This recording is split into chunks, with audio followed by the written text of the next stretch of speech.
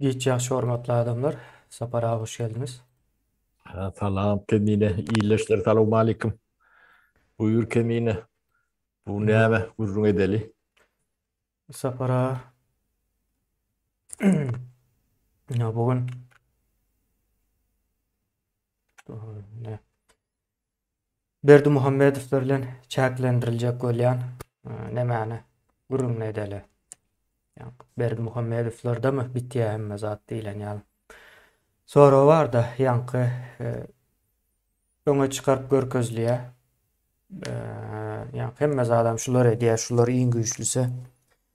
Bunun üstünde güýç ýok diýen ýalyk bir näme. Orta atjak bolýarlar-da yankı. Öňem şol ýalyty Niyazow padşa ýasaýyşlary ýalyda. Şo Niyazowyň beýik ýa-da türkmenbaşy bolma adyna laýyk bolma mümkinçiligi ýokdy o kelle bilen. Diýmek ýasapdyrlar. Edil şol oýun Berdi Muhammedowlarda da dowam edýär. Umuman näçe gahar gazap ýa-da Türkmenistanda bolup bitýän meseleler bar bolsa şolaryň hemmesini nemede toplam da Berdi Muhammedowlarda soň hemme zat düzelýär diýilýär. Ýöne hakykatda şonuň ýalymy diýilen zorag çykýar da ýene iň bärkisi bir ýa-ni Aýmurat ýaly nemede konsullukda bir konsulluk bir ütgeşik bir ýer däl-de o halkyň salgytlar hasabyna işleýän bir neme. Gurama özem hyzmat bermeli gurama. Şolam ene men şonda nämäni gördüm-de ýa Berdi Muhammedowdan has erwet beter bolup biljek bir Adamlar. adamy görýän men şonuň demesinde, häsiýetinde, özüni alyp barşynda. Indi o Türkmenistanda şoňa meňzeş adamlaryň sany köp bolmaly ýa-da köp bolmasa da şoňa meňzeş adamlar eýelen bolmaly ähli pudaklary. Soň ine ol adamlar o nädip geldi o taýa. Olan bir ulu sora alamaty ýa şo çarhy nädip şolaryň ýa-da şol köpçüligiň eline geçirdiler ýa-ni. Berdi Muhammedow bolsun ýa-da Aýmurat bolsun. Meniň gözümde şahsen hemmesen bir näme adam eline pul bersen, hukuk bersen ýoldan çykyp gitjek bir näme häsiýetde de bular hemmejese. Şimdi biz şu zady näme etmeli, dogry etmeli, ýa-ni dogry anyklamaly we dogry düşünmeli. Türkmenistan nädip şu ýagdaýa geldi, kimler günäkär diýilen soramaly. Hokman suratda kim diýen wagtda bu şahsiýet bolmak mejburiyeti ýokdur. Şahslar bolup biler ýa-da bir düşünjede bolup biler, bir toparam bolup biler. Bunun nemesi azrak giňişräk tutmaly. Bu arada gapyny giňiş açmaly, hemme zatlary düşünjek bolmaly, wagt tanamaly. Ediljek bolýan iş düýpli we çalışyrymly we jogapkärçiligi gaty da. Indi Berdi Muhammedowlar bilen çäklendirilse Türkmenistanyň häzirki ýagdaýy dogry bolarmy diýilen ine sorasym gelýär sapara. Şondan başlaly. Biz öňem bir näçe adam gurrun etdik de ýa-ni Berdimurat Rejepow, ýa-ni Hoca Muhammedowlar bar. Ondan soň Meýmanowlar bar. Yolla Agaev diye. O Aga Hanov diye. Ýollaýew, O Tehet Murat Çariýew diye. Eşitmedik atlaryňyz şolong köpüsü bilen. Olar Gaty käbirlerin şolong yetişmedine rol uluy. O şolong näile adamlaryny näilek demediýänlerini gaty neme bilýän, içden bilýän. o sapara bular indi türkmen görnüşleri ýa-ni sanalan ady çykan ady çykmaýan gatkan da ol geçenki o Hudaýberdi näme Anna Guliýew näme oň familiýasy o gazet ýazan bardy da. Niýaz o näme dip ine şoldan gaty ýürek bulanjy bir zat abi. Şolary ýalak türkmen gaty kän kemine biz içinde gezip görsegem kän üns bermendir.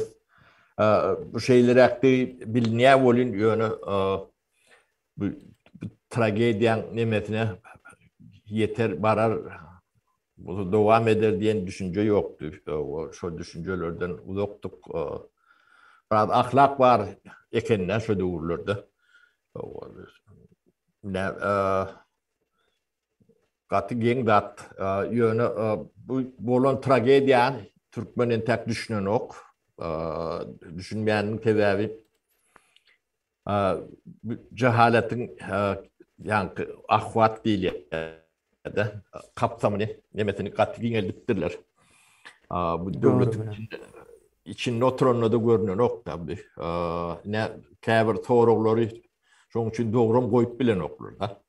Yine dünkü aeroport meseleňizde de o bilt yok dip şikayet ediyorlar da adamlar. Ya da bildi kımbat tattın dip şikayet ediyor. Okey, olur doğru. No.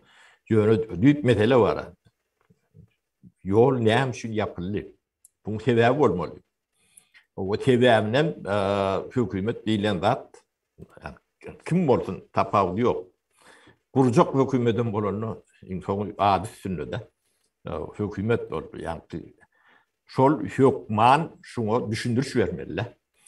Düşündürüş vermedik ýagdaýynda üçüncü gün şu hükümet yıkılmalı. Onu tozdurmalı yok etmeli. Sebebi şoň üçin otur. Şo zatlar üçin. Onu çözüp bilmeyen olsa çözüp bilen yok. Ýagdaý şundalyk şoň üçin biz uçaklary uçurup bilen yok. Bir sebebi bolmaly. Sebäbini gıýtaklaýyn, onu göne maýdan oklarda. Koronavirus diýerler bolýany.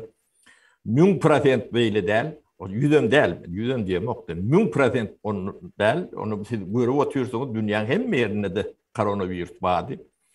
O çäklenlerlendir uçuşlar deme bir gıýfyn mögület neme üçin, döwür üçin ýöne açyk şu adam açyk bilýär. Açyk sebäbi açyklarynyň bir sebäbi bardyr.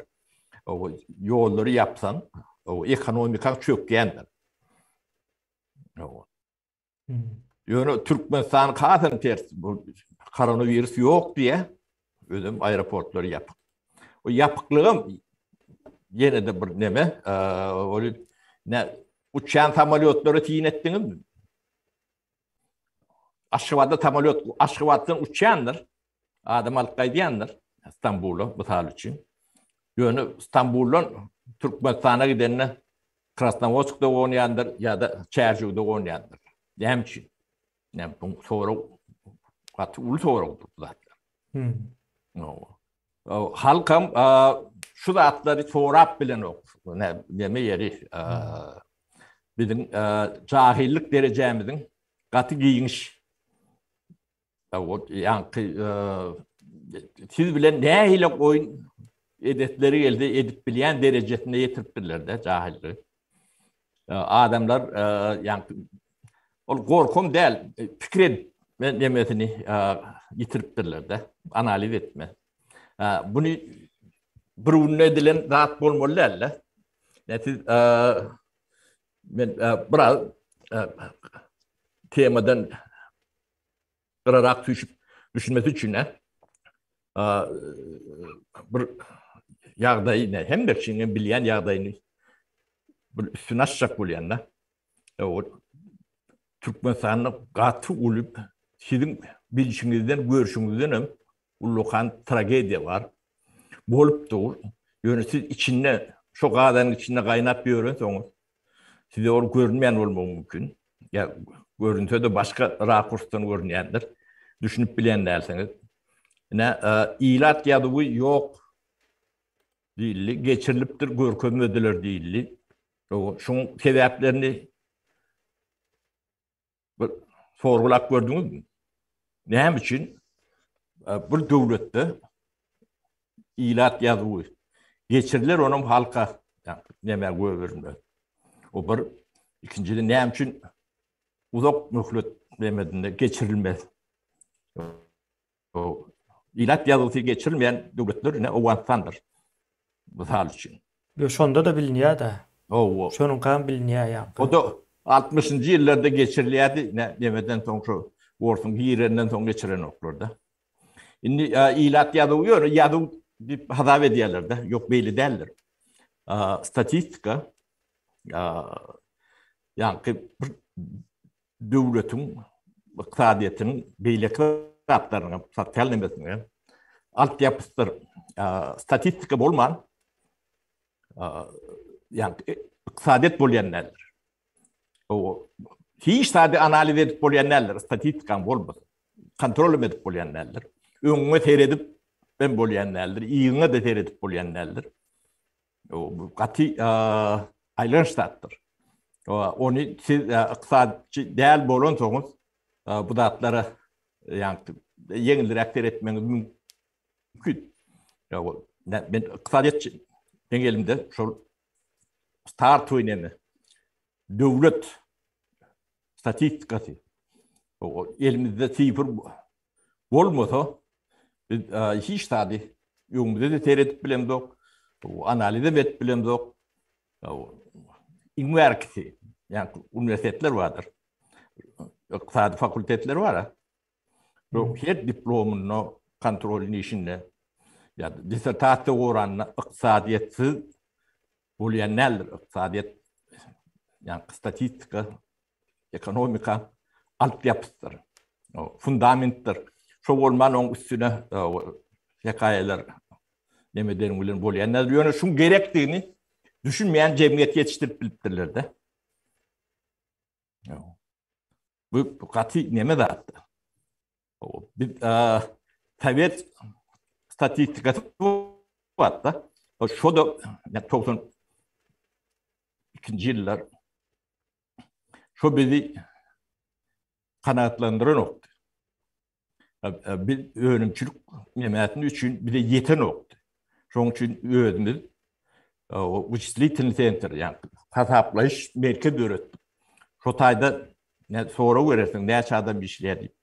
100 adam şurada yeten nokta da. Döwletin statistikasy goşak bolan için şu demeni öğretmeye mecburdu.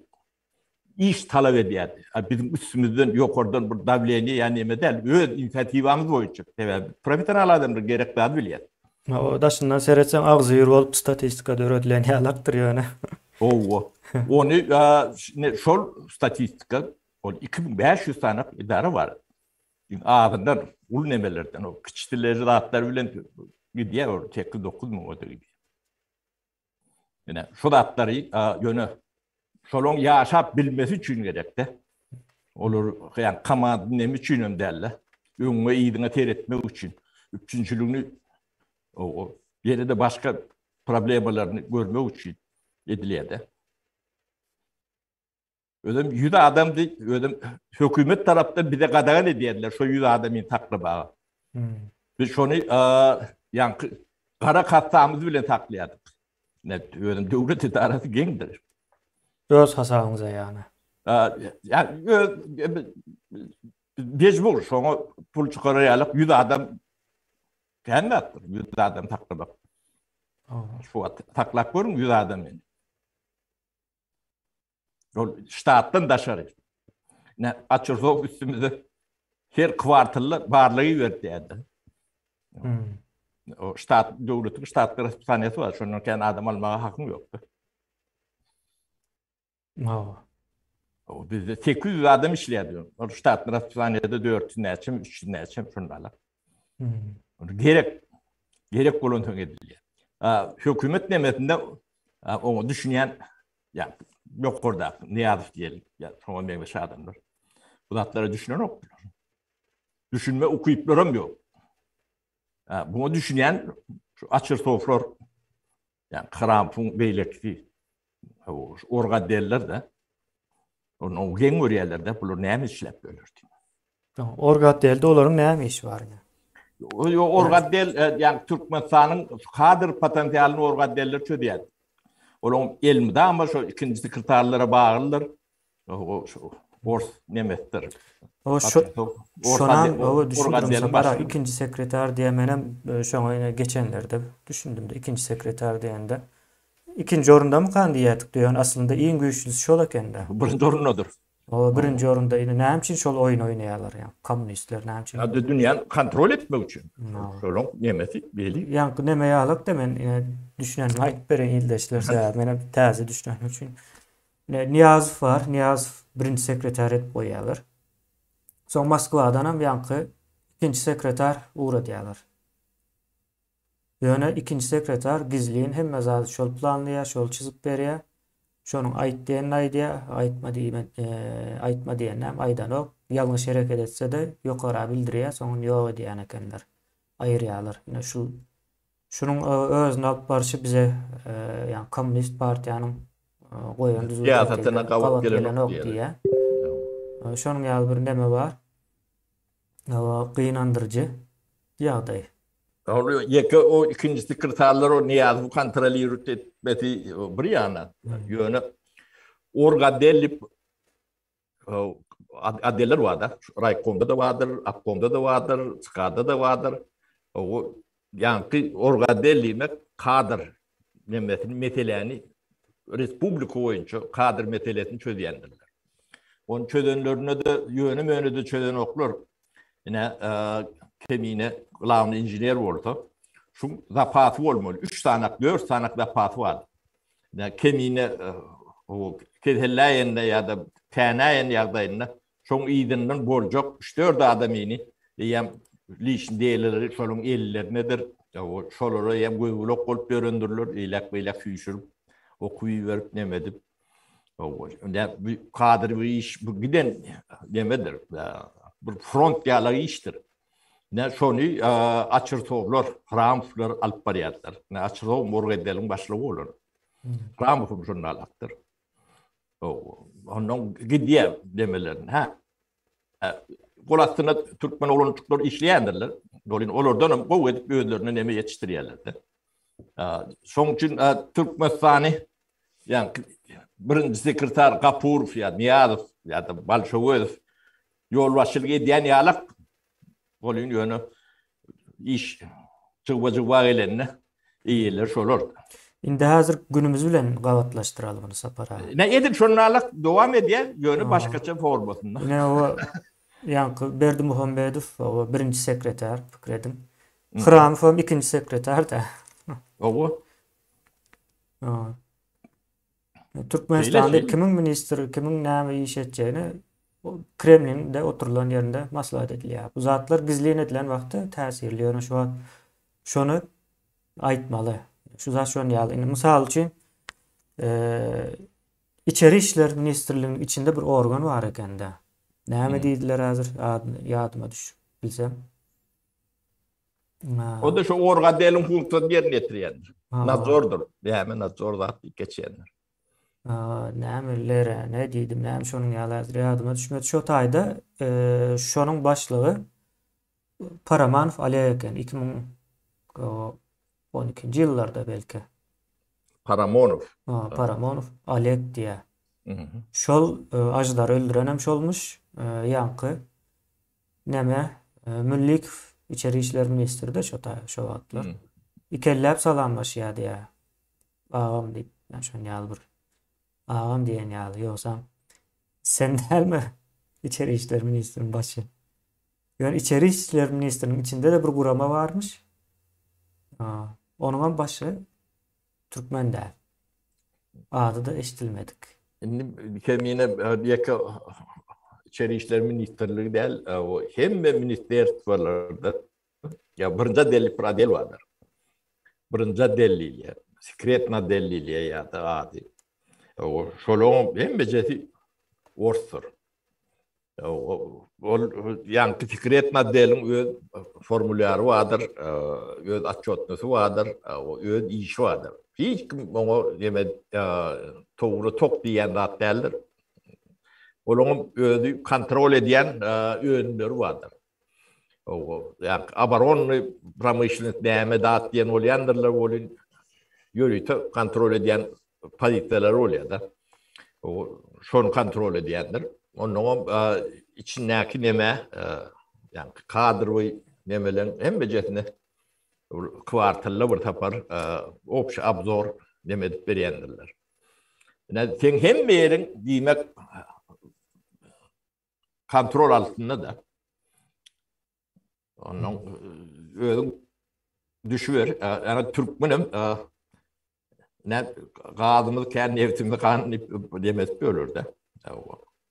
Ne 91, 92, 89, 90 yıllarda ne şu perestroika mevcut görün vaktlarım yani Türkmenistan'la o nevtagaz otursluğunu o Türkmenistan'a değişilem değil.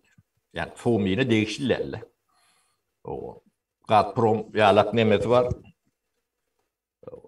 Kılan upravlığının Moskva değişir görünüyor. Deme atçotnusam hasap kitabım Türkmenistan nemetine bücretine de giriyor. Hiç tatne de giriyor. Türkmen 93. 92. yıllar içinde gazın hasabını almanın bile noktalar da. Neyde neyme çıkıyor? Şunu kontrol edemedi bile noktalar. Yani şu derecede nemedi. Onun o turbo gazaprovod kuruluşları da atları var da. Onun yürüyütü Moskva değişili idareler Tredyaz Türkmen gaz yani stroy dip nemeler ve upravleniler oluyor da. Tres Sentral Azya neme dip şu kalyak neme Druzhba turbo provodunda adın şolar çekerdiler de. Hem de Moskva değişili. Ödem idaresi Şoturstaveli o Atabayev çünkünde deme yani vagonçuklarda yerleşiyetti. Buraya mı ne meyalak. İçinde yeka bir Türkmen vardı kalkacağını deyip. Onu yanlış düşündü. Ormanlar da ettiler onu demedim. Tanıyan ben bir de yakınırak demedi. Bu zatları bilem de yok. Geçiyorum öyle demedi. Yani Türkmenistan'ı ne şu metodun has neme yağdayında upravlaydı ediyorlar da Türkmenistan'ı. Yani bunlara perde olsa oluyor deyip onu heyem çıkarıptırlar da. Yönü şunu bolyan karakterli adamlarımız keyen ekenine. Şu zady gollayan da ýa-ni Gollamaktan değil ol yani şahsi behbit demelerinden gidiyor temine ol men ne öde yetiştiren adamlarımızdan ma da şu bile bir oturtulum demesi bolup şu birinci adımdan tanıyanlanmadı. Tüyşüp demedik kaptanma getirenim var ben kömekçiyim de ne nedir ne İkinciden katnaşımız yalak katnaşımız var da. O şöyle. Onu yönü şon eden zadi dailan kadırları yani kol niyadfun ya böyle klinkiden kendi yani. Bir Muhammed'fun flor olonganda gur çok deme yalak. Ödem tayin dağının üstüne gelirler de. Getirdik. Öyle elimizi ülen ettik bunu. Bir de biz. Ol ben doğunmam değil, tanışmam değil. Kaysını? Ne? Kaysını getirdiniz? Sehet Murat Çarif diye. Ha, Sehet Murat Çarif. Şu an aboymadan çıkarılan yönü gödöğünden emet durun olun yönü. O pulunda aşağı çıkarıp yetişen. Ödem olara iş ne diye? Yani pulu uğurlayanlar, pulu ediyorlar, kazanıyorlar, o önünden çıkanları da ayırıyorlar. Tugurun neklerini emedip aratsalar. Bu satan adamların da hatavi yok da. Ödem köptü ölme gitti de. Ödem şol nemeti için diye ödem. Yani olur agent doları alak demedi de değer oluyor. Adam satyan kendine. Edil kaptalımızdan. Ola ediye menem günahını götürdüm de o 25 yıllar. O öyle tezin çıkarman demedi o tür. Ben 20-30 yıllar tezin çıkarmadım da. Ölüp gider oluyor onu bölüyen çenemi karıştım bir yerlerde. Ölmeken aydın yandan. O menden yaş. Yani şoňa enetin atasının ömrüne kağıtının başka sülalesini etmedik laflarını ettim de. Şol oğlun yani Murgav'ın klubda odunun bir uçoççu dedi. Bu ortayım da uçoççuk yani o pretten tip çıkanla şoň hatawny alýan oğlan çıktı şu. Şonu şey tüýşürip plan var derler. Bir de spesialik gerek de. Şu taýyp öwredip zawuda ertoňam soňam ýanyma ornata edip soňam onu paktan nemesi avariýa düşüp öldü de kıyas ýürmek diýip. Yani şoň ızbytynyň nemesi. Onun o taýgam bir daşy uzun bir ýerine getirjek bolurlar. O özlük. Onu şonu haýyş edip şonu koyduk da. Näme de bolsa paktan içinden çıkan oğlan neme edip durmaz diýip. O şu töweregini ýipdir de. Bolmasa o oğruyun in şu taý o parka tatýan adam da 100% parktan şu tatýan. Başka da atlarım var. Snapjeniye tam nemesem hem de adım çok deme. Yok ministerstvo ya bolup gitdi de ol. Ya biz vaka edip bilen okdular da. Yani otursa o yetti ya da. Yani şu atlar Muhammed Nazarov dip kagaban ornatar vatta. O şoň bilen hışuş edip neme diýerler de. Ya biz daşyndan görýärdik bunu. Olun öne edil bu dereceye gidiyendir öydüm doktukta. O paydan biliyedi. O payını yerim şol. Bizim demeden şol olmalı. Şol nemäniň dilini gowy tapan bolmaly ikinci sekreteriň diline. O niyat buňa demedi. O şoň ýanyny demedi. Bir ýamanlap demetden bu intriganlaryň nemeler kenne. Ne eşitip mi ne oğru diýerler. Ne 3-4 ada bilinmeden Türkmenistan 95 para derinde şolar oluyor. O Ağahanov Sayat Murat Çariyev ne parta bilen gad ikisini goşýanda şol ikisi. Sapara şu nemäni ýadyňyzda tutun ben ara bir zat goşjak soň edil şu gerekli zat da ýa. Ady bilmeýän ýöne ulu ziýanlary berip gören adamlaryň adyny aýdýasda.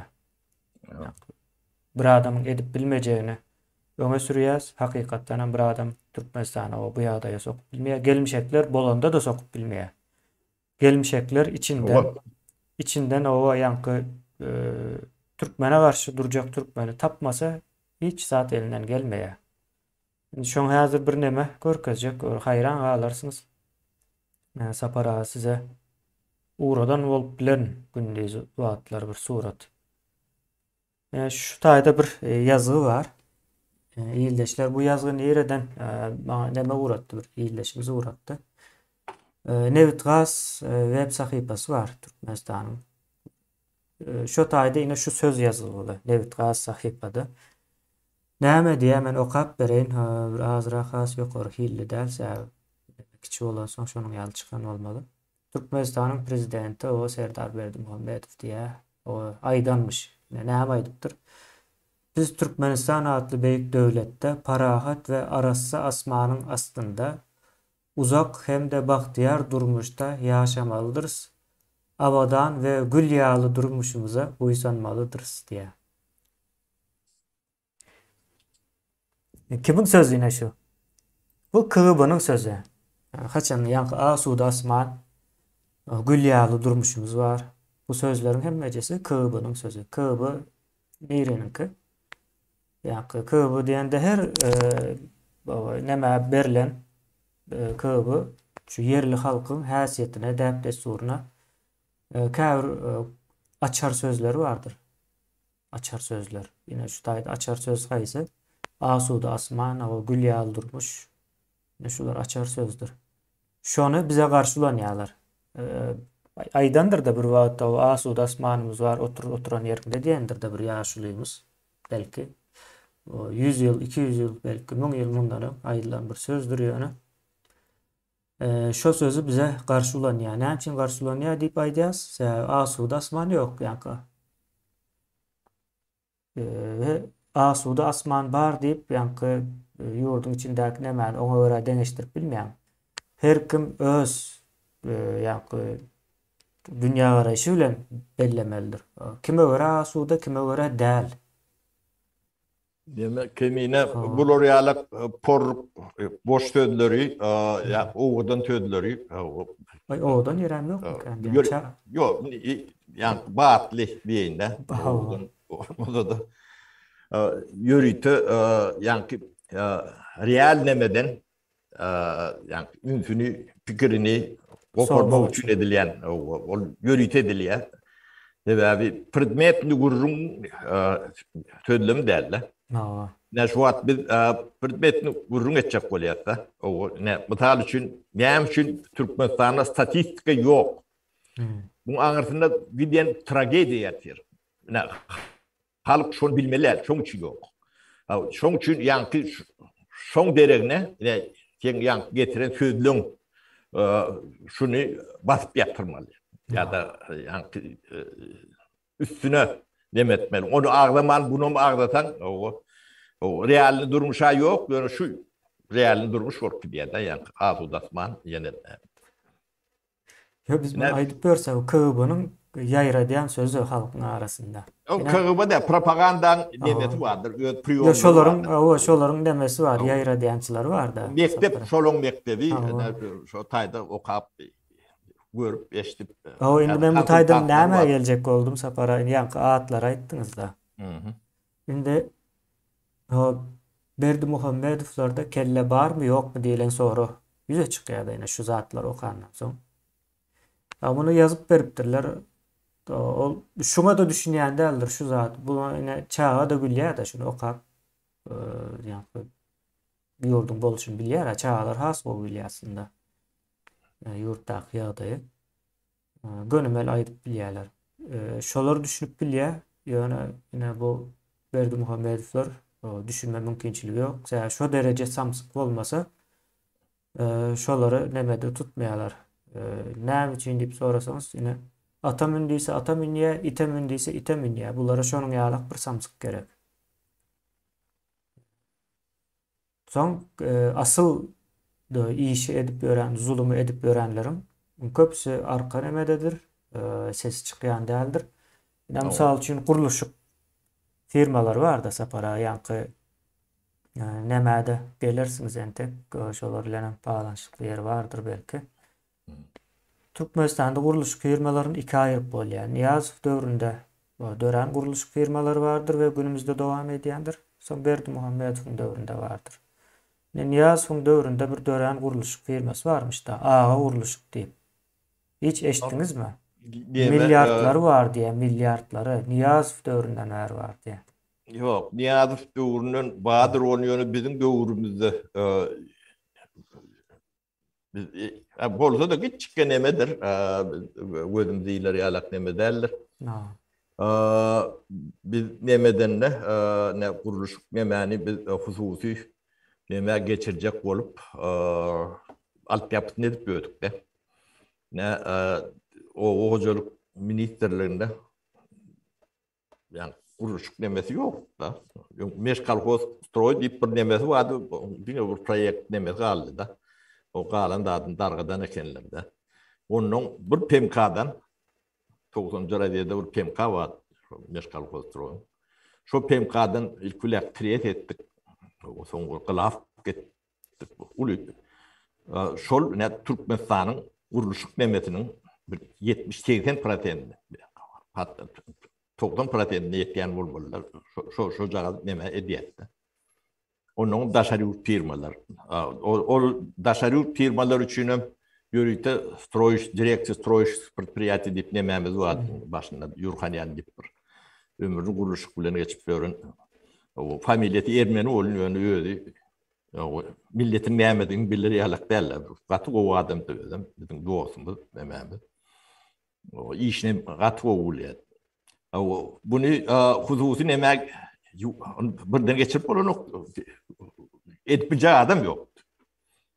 Onu biz ikellep beriyat. Edip bilen var orada berip biliyat da. Yani edip bilen yoktu. Neme spesyalist yok. O proyektim edip bilen yoktur orada. O şu proyekti el bilen edildiler. Bu proyekti etmek için 2-3 yıl vakit alıyorlar. El bilen diyorlar. Ne şolara biz aptakat alıp verip, kompütere verip, şu neme edip, şu da atlarına çeyin edip gördük de. Onun yani triyetin içindeki oğlanlar vardır. Şolara da hususi firma açın. Haişe diyetlip şolara neme veriyor. İş verelim. O kabri işleri veriyor. Yerli nemeleri. Şolara bırak bir ilerletin demetin deyip. Kuruluşu devlet nemeti etip bilmeyen. Şolara yalak ne ben onun yol başlarına bir ben kılattaşım atıreli deyip ölüp durur. Orunlatar vardı kılamcılar. Ola hadam kılattaşım ilaman deyip.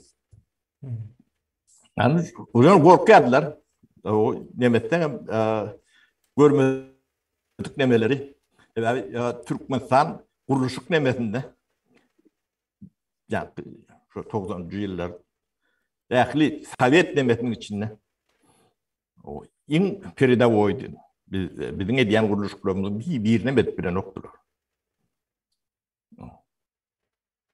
Bizim potansiyelimiz hakikaten vardı. Bunu görmedik olan olaylar olun. Bunu yürütüyor ettiler.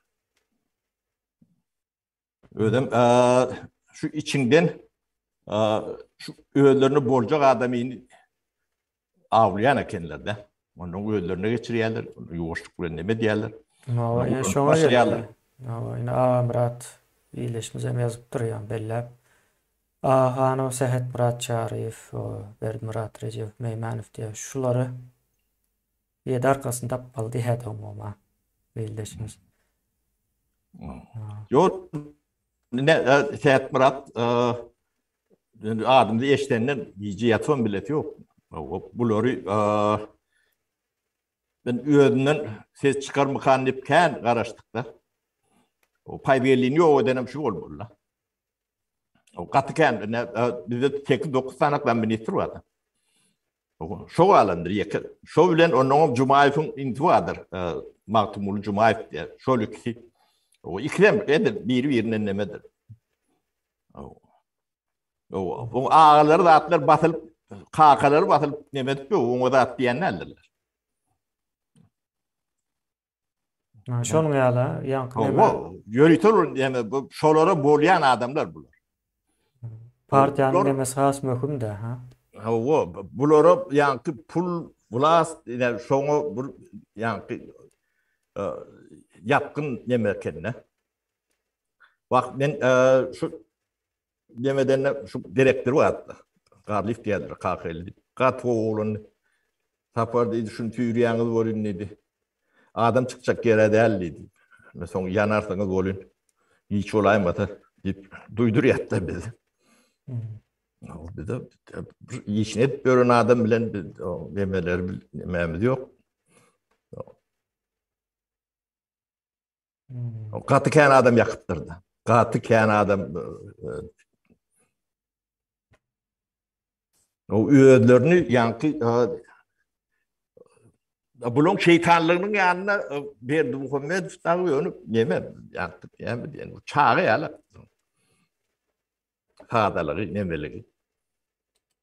Onu da bunu batmadılar ama hiç sadem etmediler. Öyle ara geçip yatıyordu ya.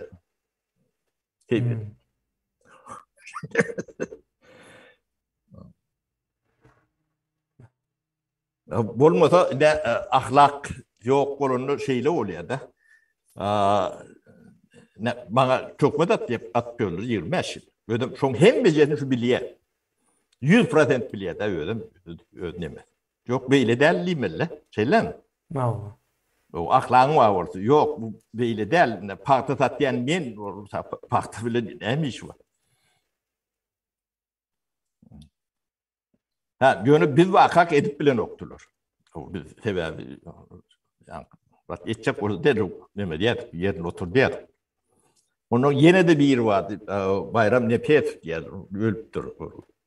Onun şu yaşayan yeri niredi doğrusu. Hı hı. O Prag'ın merkezinde Adatlık Radyosu'nun bir kvartır belli tarafında. O Kaşan Cahayını şu 98-99 yıllar diyen çok cahiller vardı. O sürüyen maşinem Lamborghini, Ferrari şoloriyalat maşinler, şonglenim avalaya düşürüldü. Partani daşarı yurda satyan neden düyü şol. O Akmarat Recep Fungam nemeti o şoň adamsy. Bunun bir yani özünde inşallah. Yani bunu basacak olup bir okanlar şu taydan halat edip o tebi güneş torplu işletlerde SSR'in güneş torunu daşarı kontraktlarını dağıtlarını biliyor bizde kadro yok. Ne yani son oyunu çay içmedik Azatlık Radyosu'nun işgârim yoktur. Hem de çağırındır bir tapar yardım. Oo. Doğru. Şonda. Näçin aýdylana onda? Yo, yani Türkmenin bir nemesi var da. Yani hakiki nemeni sureti görkezmen yatama gerek sureti halkın beynine nemedilýärdi, oturdulýardy. O hakikat bilen işlerim yok. Bilen okurum o tarafını da demetmeli. Ne Türkmenistan'ın içinde lokal deme yoktur. Türkmenistan iktisadiyetini kovulayan adam var oldu. O iktisadiyetini. Parti bilen nevtegadı ikisini koşayan olun 95-98% oluyanlar. Şöyle ikisinin takasını elin alsan Türkmenistan tek elinde oluyor. Bu başka halen o Bahadır olun bir istat yani dünyada kulak diyeceğiz. O biz şu dünyada kulak bilen adamlar şimdi Türkmenistan'ın partisi var da statistik yoktur. Neft Gaz var da hiç stat yoktur. Bilen adamım yoktur. Onun yani statistikan yok ettiler. Bu hiç kim tevavi yani kalk soran nokta ne için yok ettiniz? İş dünyasında, alım dünyasında soramadı. Onun yani en önemlisi ilat tanığı ne için geçirilen yok. Ne şun anırsınlar. Katul lokandat yatındır şunu ne size düşündürecek boluyanlar ben. Ne Türkmenistan'ın tragediyası şol ilat yadığı geçirilen olsa, şu da görközden olsa, şu tayda betemeyelim görünür durur. Bunu berip bilmeyenlerin büyük sebebi vardır.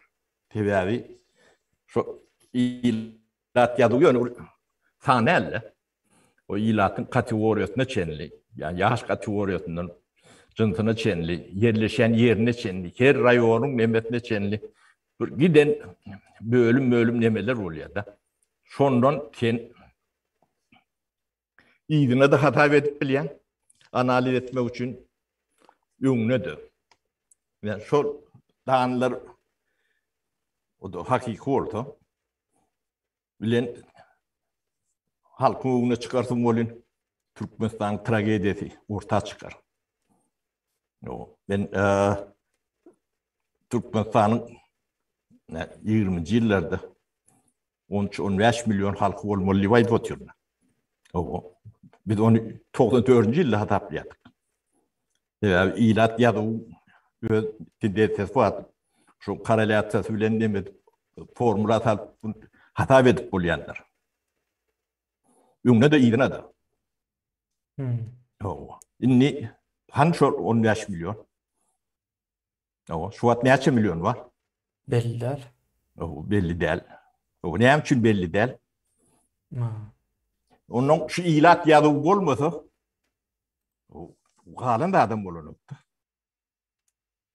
Yine halkın bir de tragediýasynyň üstünü yapýarlarda şeydi. Bizde de bu foryan adam yok da. Näme üçin? Yani samolyoty bilt yok diýip bilýärse, näme üçin yapylanyny soramyk da. O biletin yokluğunu hem sorasan, bilet ne için yokluğunu aslında ona hem doğru sorap bilsen, yolların yapıklığı için yok bilet. Biletin bir yerden emedilen yok, paylanan yok bu. Sonun yeni bir zat vardı Sapara. Yani hem yerde ağlı yapıyorlar da. Şu samolyoda, yani charter uğrayan olsa şu charter samolyoda bilet verilmiyor da.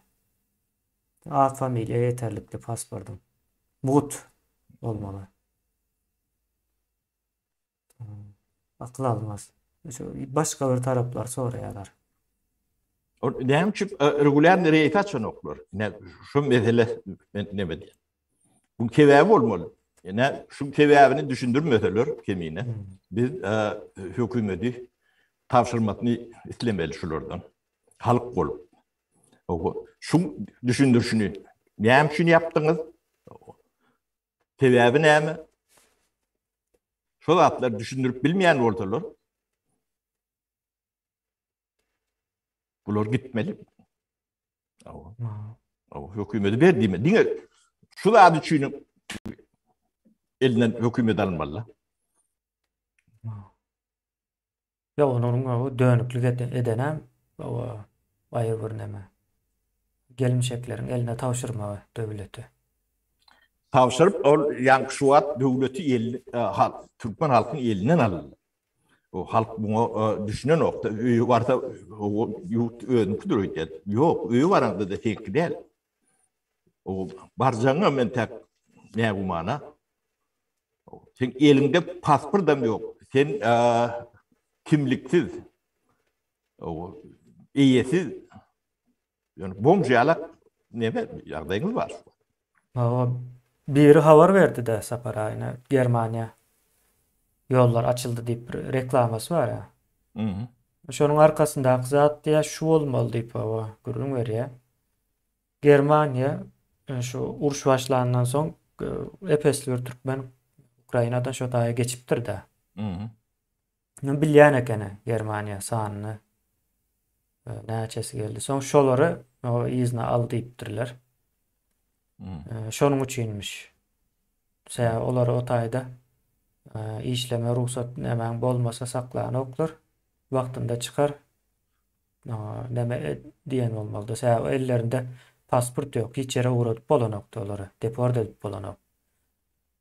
Yani Ruanda'da uğradyp bolanok da deport. Türkmenler hazır şu derece bolupdyr. Yani bir Afrikanyň bir ýurduna deport etjek diýseň hem edip bolanok. Ya elinde pasport yok.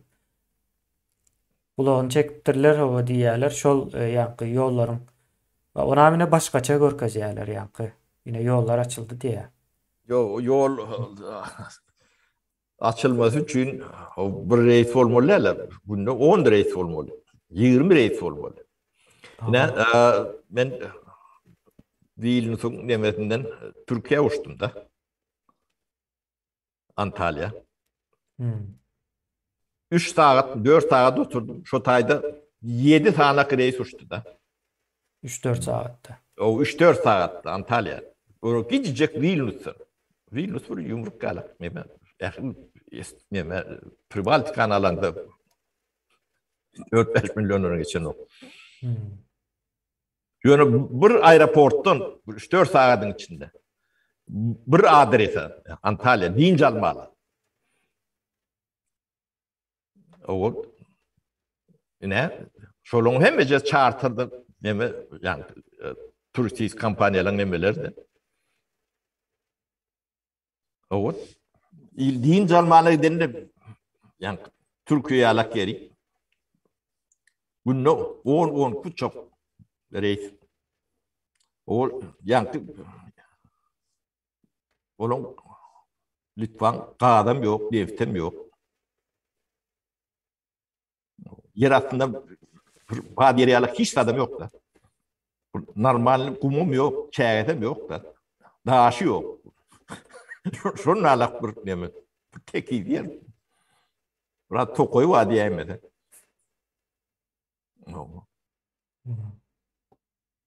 Yönü ne yol açılanına şeyle açılıyor. O iniler, ağalar, o iyileşler, vatandaşlar. O yönü beyle nadarlık yani halkın önüne çıkanını da o derece bulmalı. Beyle yoğunluk var. 2 milyon halk var. Hepte de bir yani 10 bir reis var. Onun siz yani müjde deyip veriyorlar da. Müjde. Bu uçluk diye.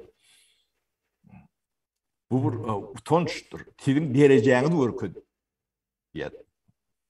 Siz yani printusun o aşağıdaki derecedeki o adamlar oluyor yani. Kârinizden demeden. Yani eğinete ne ile o budun köynük giyiyor, artık takın. O beynin içindeki neme şığırdamasa zatlar matkara sırttan başka zat değiller. Öyle dünya matkara oluyor yani. Yakın Türkmen düşünüyorum. Yani ağlayandır öyle yani. Sizin o samtık nemeğinizi ağlayan nadan yok abi. Şu tovasız halkamalına yok. Yani görgülün nemesi var. O tayda çağası var, çuğası var, yetiri var. Şunun için kebelik yapıyor, açtı vurumu. Yani ben sizin demeyinizi gördüm kemine, havarınızı. Oğlun adı ne dedim, şu deme.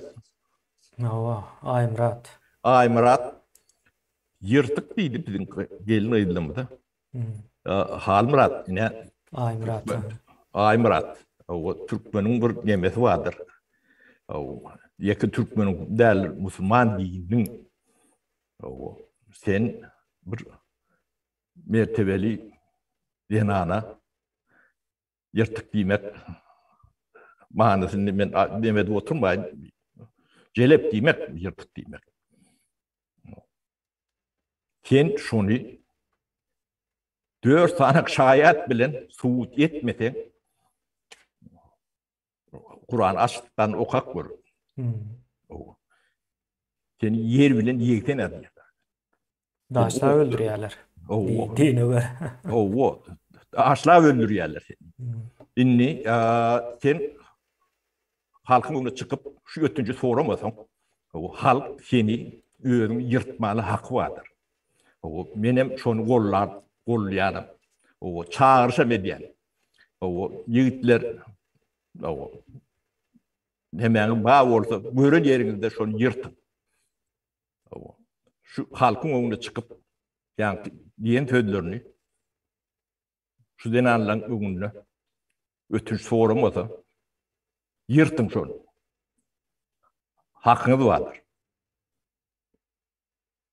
Linç edin. Bir adamın namusuna değmeli o. Ediyenlerin bu ne? O işine de düşünün o. O tayda onun ne bir işi var? O konsultuva bilgi tatmalı. Konsultuvan işi ne? Aşkavada haber verir. Şu tayda 2 milyon halk var. Ne için onun da bir reis yol ya. Bugün ne 20 tane reis olmalı şu tayda. Şu meseleni çözmelisin. Bilgi tatıp görmeliler. Yani şunu çözmeseniz deyip olmadı astafka işte şak gitmeli. Bunun gidiyen de hattır. Bizim Türkmenimizden hem de zaten yuh diye bir türlü katı bir gen.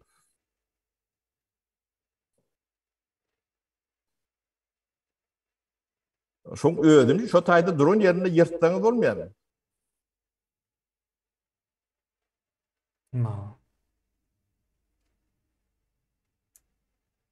Ne? Şular yalak adamları üy sürüyorlar. Ne şuların enetin atadını seyrettin. Şu ağırdan gelen nemedir? Adam çıkan yer değildir. O adam satıp adam yoğurt görendir onu. Kakasam No. şonun ýaly bolmaly, atasam şonun ýaly bolmaly. O prokurorlar nemede oturan yerinde prokuror etmeýärler hemmäne. Kakad prokuror mu? Awa prokurormuş. İran prokuror mu şimdi? Onu bilmedim ne sonra ya siyildeşlerimizden ýa şu Aýmuradyň Nevit dağıl diýerler. Kakasam prokuror diýdiler. Şonun kakasynyň ady, familiýasy gerek. Mail arkalamy uradyp bilersiňiz. Barlap görersiň. Mailimiz var. Bilýäňiz aşagda ýazylýar. Jaňa edip aýdyp bilersiňiz ýa ýazyp bökbän suratdaýdym. Biz onu ýakyndan tanaly.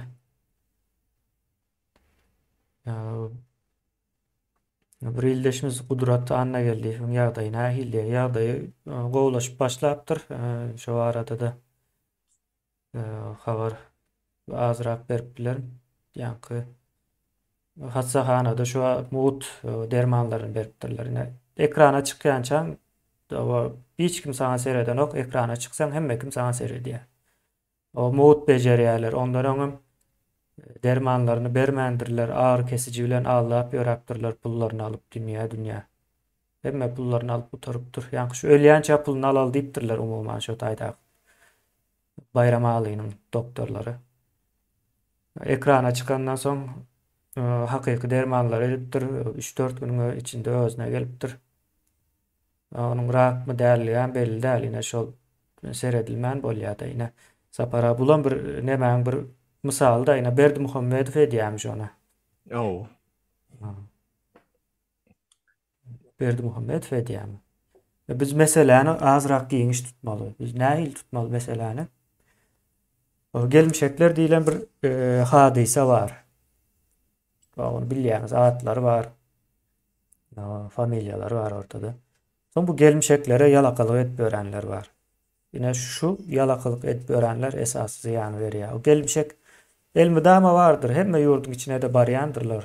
Onuň ýaly gelmişekler sümsün örendir. Ýöne bizim içimizdäki şol hyzmatkarlar görýär. Şolar howpludur. Olar gaty keň neme kemine soňky demede adam köp öldürdiler. Bizim döwrümizde seyrekdi. O seyreğin bolsa biz eýem neme ýa bildirýärdi. Ne tähet barady biz billik. Yani onu ne edip bildik? O demin de gurun neme temadan biraz kadar üşüyäs bolup gurun göreýin. O ýeme şu bayram nepes diýänimiz Pragadan tüdok saat getiripdir da padarka Rolex diýen.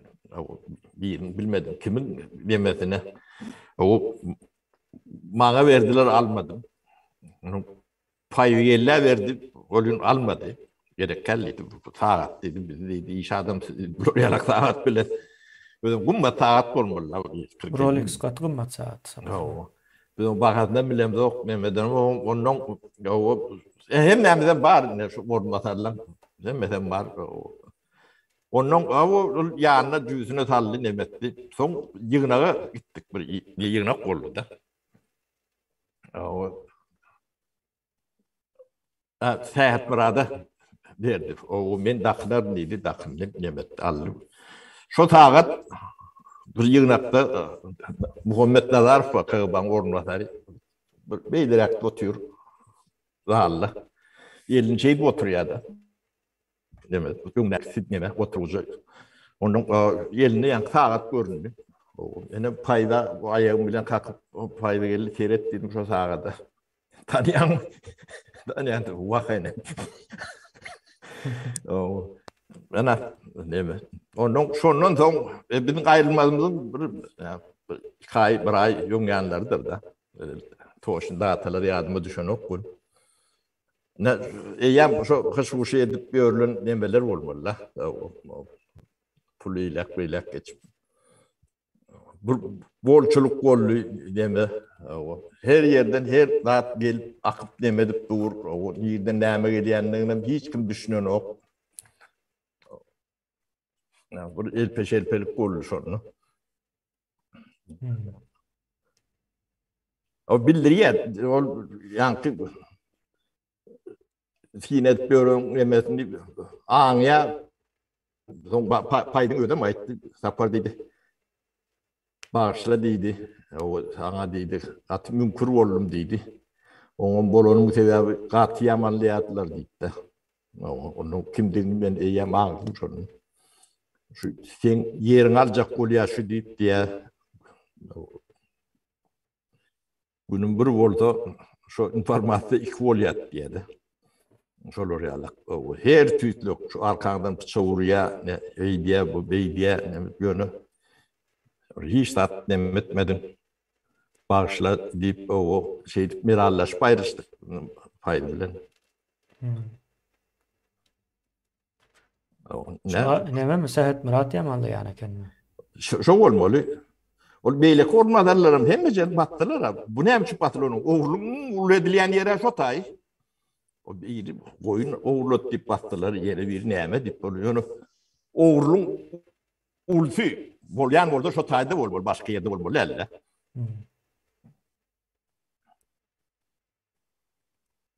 Ana. Öm soňam ötüp gitdi bu Marin. Velayet boldy. Gelmişeklerle arası katı gowy olmalı bunun. Yo. Katı gowy olmalı. Yani köpürek içen soň biraz ya da çenden aşağı gitmemetine geçen soň işinden ayrılırlar başka sebep bolmalylar. Ýöne daşyna gatyken pul çykarpdyr diye. Gatyken. Ana teýet Murat, men ölmedim. O taňyken garaşdyrda. Indi o adym tutýanda. O hatap doğrajak senden inim. O ödüm gat sorajak. O tohum bilen jogap bermedim bolarsyň mıhan yetişmeden. Kelläň tatlarsın menden. Yetiştin. Ya onun öňünden duýdurýar. O öldüren adamlar var, satan adamlar vardır. O köpde o dünya gitti oğlum. Oğlum kadar senden sorarlar. Raptan adı meni görür. O ne Türkmen'in hürmeti hiç kimden hesap sorulur yok da. O geçik gidiyor diyorlardı. Arkayın. Ne hemetten edivermeli diyordu Türkmen'e. Hesap doğuracak bağımlıları yok diyordu. Yani şu vaatler bir dersi olur yalık, tapak olur yalık. Kavra adamlardan hesap doğurmalı. Yani at tutmayanlar mı vardır? Onların düşünüyendir bu atları. Hesaplaşmalı vakti. Yetik geleyenler. Kat sorar. Ben Muhammed bilen alıp vermem yok. Yok, insapsı ha, o tayda onun bir kellesi işlen o alırım. Arkadan izleniyor diyorlar bu zatları. O ne şu at Türkmenistan'da çıkan karın tağını bilen adam var mı? Yok. Nirek gidiyen bilen var mı? Yok. Pulun nirek gidiyen bilen var mı? Yok. O yani bir illeşimize mi yazdığım ama gururum berdi oldu. Orseydin o Yamal deyip bir yer vardı ya. 40 trilyon kubmetre gaz vardı ya da yani kat uzak ve soğuk bir yerde çıkıyordu. Türkmenistan'da da 21 trilyon vardı ya şonun yarısı. Yani Türkmenistan katı yakın. Nere yakın? Satılacak yere. Turvasam tayin o neme dövründen, esir dövründen var. Çekilen turva doğru değil mi? Indi gurun veriyada diye Türkmenistan diye orçaydın bir guberniyası yalak bolan üçün diye gizleyin yani koşadırının içine. Guberniyası bolan üçün diye. Orsa göre yakın yer nere? Yol öten de Türkmenistan.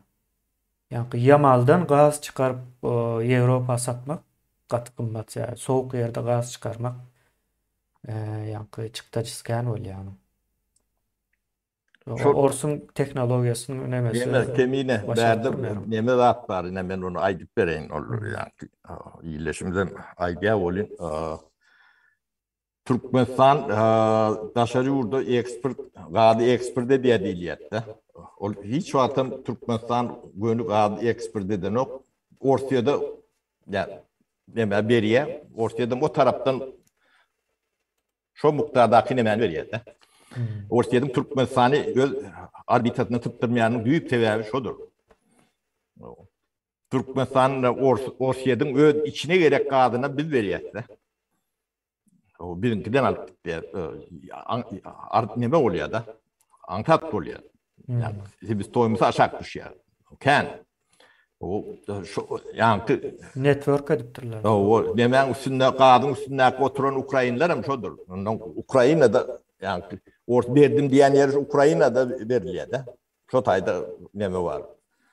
Yani Ukrayna ilişkilerim şu tayda razvadiyaşı nemelerim Avrupa Ukrayna'nın üstünden gidiyor da. Onu şu fiirtişin oturması şu tayda. Firtaş. O Makarov'un emelerim o şu ne bunlar yani öz demelerine geçiren adamları var da. Gadı uğruna yani şu Recep Berdimurat yani şulon aboymasına giren ne yani halkara nemesinin içine giren. Berdimurat Recep. O Berdimurat o deme haline daram şunlarla aktı. Yemen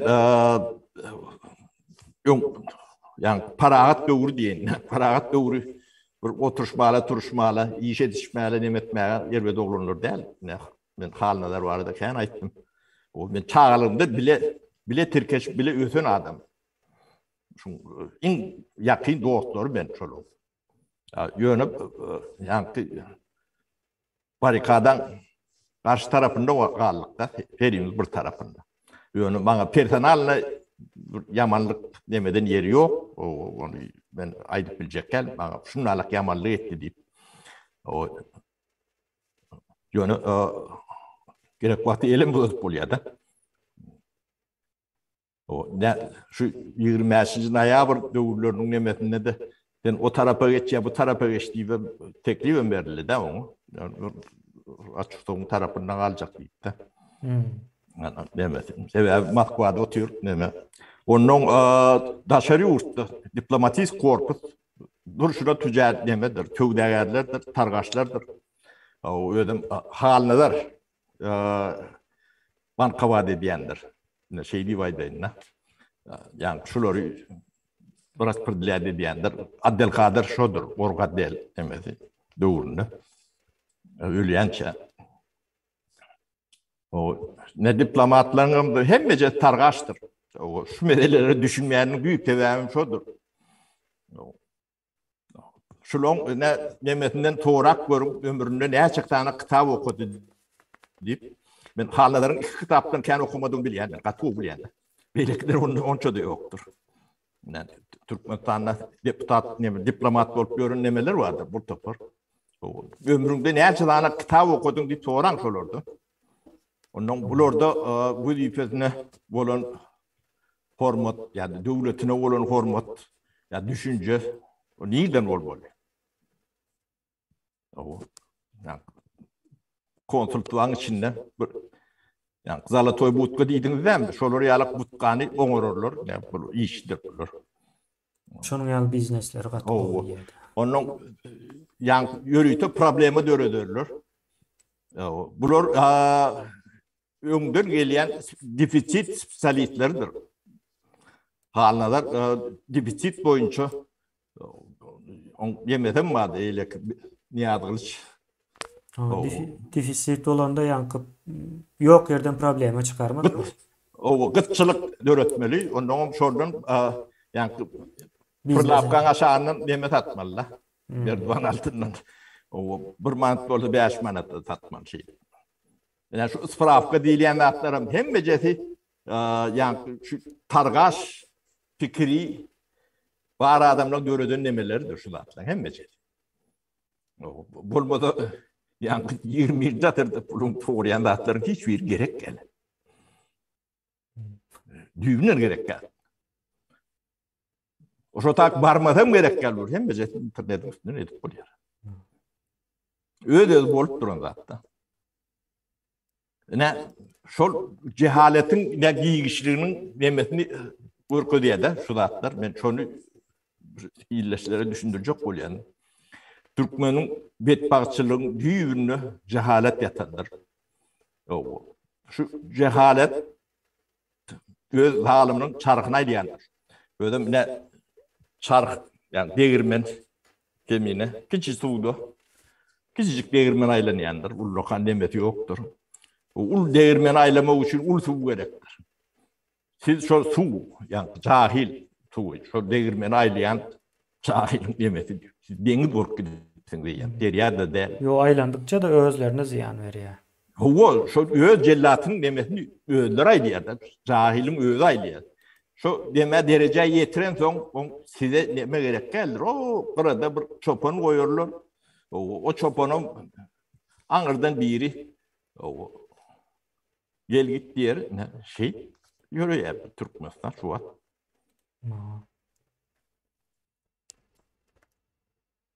Gynandyrjy ýagdaý sapar aýyry hakykat. Yine şu zatları ellerine geçirmek için ben 94 yılda yani o hocalık ministerlerine o nevtagadan o bir günne hem bir günne ayırıp şulun elini verdiler de.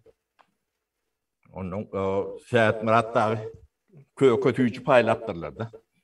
Muhammed başka da var bir topor nemeler var bu hem becesin. Ben onun adını ayıp nemet durmayın ölünü iteni var içinde. Ben kan garaşdym şular bir ýerde. Bu da atlar beýli däl. Iň bolmanda şey diýerim kendim, dar kömek bir adam edim. Ondan hantama da adam ýok. Ya ýöne hatap toğram bolýar. Şunu Türkmene bir medeniyet ýalak demetin içine girir ýalak etmeli. O edeni geçip duran bolsa hem mekşe edýändir. Edeti gelmeýän edýändir. Şu bolýan bolsa hem şüphetleje. Deme jemgyýet bir türü ýalakdyr elmide amady. Bir bedilende jana jedaty ýok bolsa o tenem edýän. Düşünje yetmese bu zatlar hat guruy edilýän. Onun bedişlerini gördünüz. Bilim ýok etdiler. Öňe burullukan neme ýokdy, onu dargatdylar. Onun daşynaky nemenem gowulunýarlar. Jahil halk bilen nähile pulýom, gödök pulýomlaryň betden bolýar da, bular hem edendatlar gödök. O maňa görnýär ol jemgyýeti görnýär. Kimin edýänden bilip görüp bilenokdur. Yani öz özünden bolýan kandyp pikir edýärler. Tarap amma. Yani şu aýmyrady o bir gow edip ursaň bir tutup şondan akylly adam bolmaýar da. Ýa akylly tutmaýşy. Ağzından çıkan söz var. Şo söz etmeli özüne. Yani bumerang bolmaly. Yırtmaly bunu. Yani gıybellere şey dip bilýän bolsa. Bu namusyny gorumakdan geçen bular. Namusyny bozýarlar.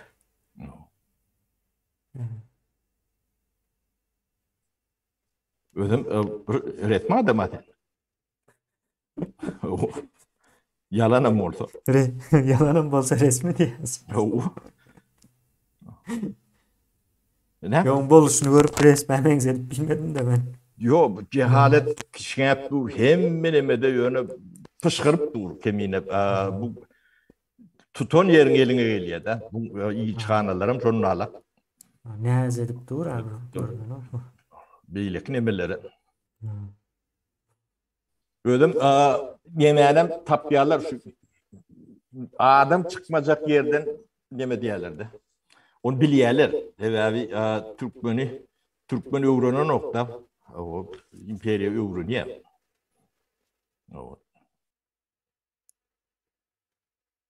Türkmen onun bileli. o öz cellatına sokunup öğrene diyorlar. Şu at köpüsü Ors'tan fen Ors'tur. Şu güçlü olsa şoňa çokunýarlar. Güýje tapýarlar da.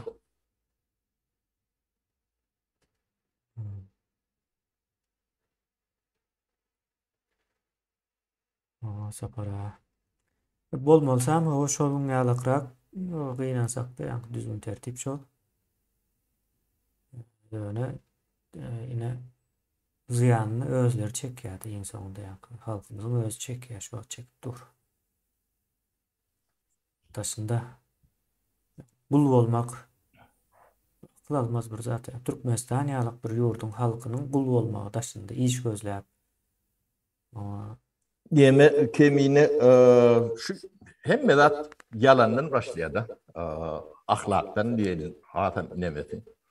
Ine şu Seyit Murat 1994-nji ýylyň soňlardy bir 95-nji ýylyň başlary bolmagy mümkin. Neme İstanbul'a geldi, ondan ben yanıma Talon Malik'e geldi. Ağam diye o Yemet be o şundalık o kıyınan filleryen rahat yeni yalık evet yöne deydi bu bolyan rahatları o bizi deydi atarlar deydi. Sebep deydi bu atlan son olmalı diye de. Prepitka odur budur her türlü adetler ekende. Dediyen ekenler. Bunun bir sonrası senin alak bir atarlar. Yani hiç adam olunuk eskiyor. Atan olur. İmdat maldı. Ya düşünülen zat indi bundan sonra atmalı. Beden zatları sorulmalı. Olur atmadık olsa bir atmalı oluyor. O çağlanan başına çıkarıptın, olurum tapar, o bitecek yeri yok. Pulumum tapar, Seyit Murat. Özün şu kelleğini satın alıp yetişip bilsen, deme dersin. O Türkmen, o da bana değil.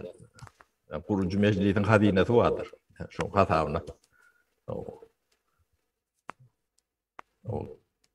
Kim deme olur şu hatamına geçip bilseniz, canınızı törürsünüz. Hakikaten o iş bilýär. O sizin giden adınız bilýär. Özüm gaty bolýar. O jurnalistler kelam derler bilen. Emmejin hatawyny. O gaşanyň maşgalaňy bilen galyp bilmeýär. O Türkmene şular ýalyk tragediýany o genotidi ettirmedik bolsaňyz şu öňünde bir ýerlerinde böwet boran bolsaňyz o sizi halk başlardy. Ýöne oňa ýağ goýdyňyz üstüne, boğdun üstüne ýağ goýlanýarlar. Öz nemäňiz üçin, öz garyst nemäňiz üçin, başga hiç zat üçin däl. Özüm öz ýollaşlaryny attyrıp nemetdiler de. Ine Derya Şarif diýip bile zamin etip özüm Seyit Murat'ın can ýalyk dostudyr. İki napar basypdyrlar şu. Kim etdi? Şu. Ondan Eylek Cumayev var. Matumulu. Görül ölüp gitti. Başka beylekler var. Yitirlip yok ediler. Hemmejenin qırasından ne şulun nemesi ulağı çıkýardy. Onun şu öd iyileri var, Muhammed Nazarov dedik de. Şonom nemeden şu Seyit Murat. Onun bir oğuttur. Muhammed Nazarov. O. Başka da kendi bilmeyenlerimiz kendi. Ne iki işlep Seyit Murat bu da atlan hem mecedin düğünü O şänik döweni ýalak. 30 ýylyň bir güni ýalak. Sagat ýatlar. Bizim bu hatap çıkarıp bilýänimiz sen gatgo bilýän. Özüm taň aýym wagt berdikler şolar. Şolar şer dedi. Döwren türdiler. Birini teretme. O tuğru ne kadar adamlarım yani bunu halamadığım yok etdiyen ekinde. Ona muayet Mehmet. Yolun tapyandır da yok. O gatin tırgan ekinde.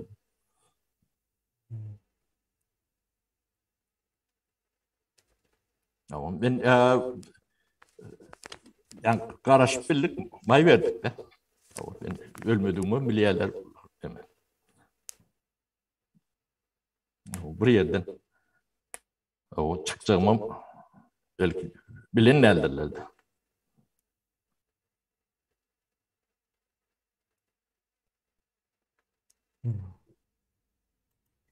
Şoň üçin ol yankı näýilek bol beýle bolýar diýmen türkmeniň öz içinde bu yankı halkyna dönüklük edip biljek nemesiniň potensiýaly gaty ulur türkmeniň. Sebäbi asyrlar boýy yankı gowy nemesini ýok edip geldiler de. Şu atır tatilin selekte geçtiler de. Yani ters seyislemek diýenen ýalak neme. Milli nemesi oturan, koyurşan nemeleri maskalalar bilen ýok etdiler de. Kemin ananmarsın. Şolong nemesini näme şu ýigitlerden soramly. Ama ya Berdi Muhammedowlardan sorasaň ýer. Yok Berdi Muhammedow o samsyjak bir neme olar. Kellesem işläni olaryň köp saat. Yo şoňa da sorak bereň. Ýa-çy kitap okudum. Yo atamyn itemin olaryň nemesi. Bu nemesi yani bajatym biziň mektebiň nemesi bizden bir kär kiçik neme. Onu tanıyan. Onun bu kursdaşy var. O men talamlaşmıyorum da. İstukan. Yani durup ikizden mayt bilen nemede. O yani ne Türkmenin ne geçen Cumhurbaşkanı prezidenti. Ya şoň üçin goýulýar. O yani milleti bitirdiler. Ne gynandyrjy ýeri şo taý. O Türkmenin indi yani oradan bir adacık Hamirbaýadan galdyrmalylar.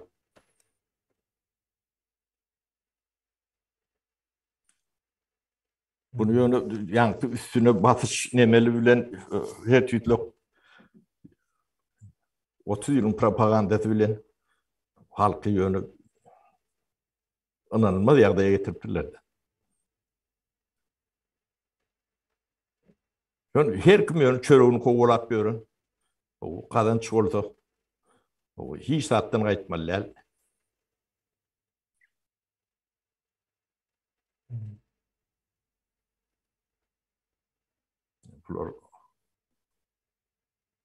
Bu da atlan hataby sorulmaz öýdýärler. Yani Türkmen inden agryk hatap doğrumu wagty gelenin duýan bolýar. Ha ne ýa nemede. Näme üçin ýollar ýapyk diýilen soraga jogap berip bilen o. Ýöne bu iň ýönekey o zat. Ondan has. Yo bu şunu bermese ne kemine hökümet tapşyrmaly. Yani biz ol başka yankı suud edilmeli, tüyd edilmeli, o barlık edilmeli meseleleri bir qara goýaly. O näýle agram bolsa. O ine şu mesele hökümet bolsa. Yalan hökümetin bolsa etmeli dädir. O şu tebäbini düşündirmeli. Bolmasa tapşyrmaly. O düşünüp bilmese de tapşyrmaly. Onun ýany bilen pasportdan bar. Şu pasport meseleni Näme üçin berilýär? Näme üçin bu sebäbi näme? Sebäp bolmaly. O halkyň elinden ýurda alınýar. Onu alyp bolsa onu aýdyp bilmesem ýaňsydyn. Ya yurt tizinki dälliň. Şunu edilmese biz hökümeti dilemeli. Şulara berdimeli. O halkam şun arkasında durmalı. Bermeyen olsa da. Bunu kurucu cemle meclise tavşırmalı. Türkmenin prezidenti sandıktan çıkmalıdır. Başka yerden değildir. Sandıktan çıkması için şu sandığı ilküle gavad etmelidir. Düzgünlüğü, tertibini, kanununu, korowunu, açıklığını, şeffaflığını, transparantlığını doğru sözde değil, real yağdaydı üçün etmelidir. Şondan sonra şu sandıktan normal adam çıkar. Onun cemiyet o kimi sayılacağını, ne sayılacağını bir ilk ödüne gelmeli. Olmasa da çüyürük bir zat sayılı ya. O bizim cemiyetimiz yani Adam tananı ok. Nemeden bunu katı harlaptırlar da beyin nimetini. Kendi yalak. Öz çağlarının aladatına met bilmediği yalak ettiler de. Çağları Ukrayna'da da hatta kırılıp görünüm olsa adarları değil. Katiyen. Ölüm kendi yani karşı. Giden yani İstanbul'da ölüşüp yatır. Hem yurt öz halkını çıkardı.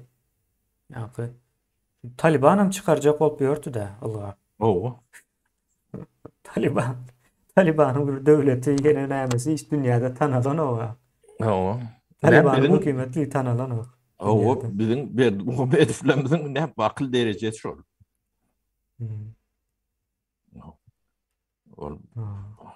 Hudaý haklasın. Bu cemiyet cahil bolanlar olan akıllı bolmady mümkün näle?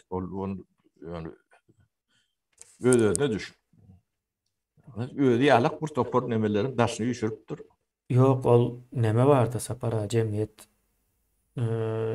Cemiyet näil olsa şoňa görä çykmaly ol. Prezident olacak ya da şu yurdun hakimiyetini dolandıracak adamı. Nemeden gelen yok da Mars'tan ya da gökten Allah tarafından iyi verilen adam yoktu. Onun ýaly zat hiç adam edilmedik de. Cemiyetin içinden çıkıyor, daşından çıkan o. Şonun için cemiyet de o düzelmeli.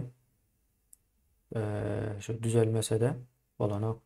Halkımıza şuna düşünmeli. O halk sizden demeli soran, yani soru doğru sormalı. Ürünü.